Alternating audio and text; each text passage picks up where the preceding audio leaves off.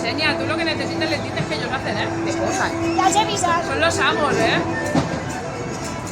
Marta, vols tirar la ruleta, guapíssima. Están completamente dentro del papel. Vale, perfecto. Doncs jo sóc el Jordi Cardús, el promotor Braille, i sóc el capità George Perkins. Vale, explica'ns una mica com està anant aquesta comunicació.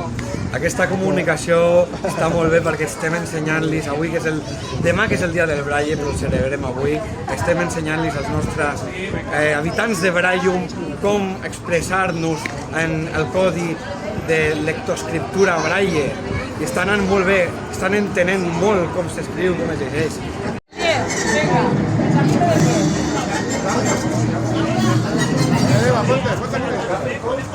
Vull una foto amb tu.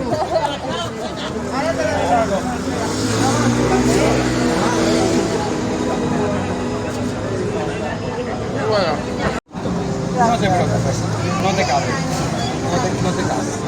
La mayúscula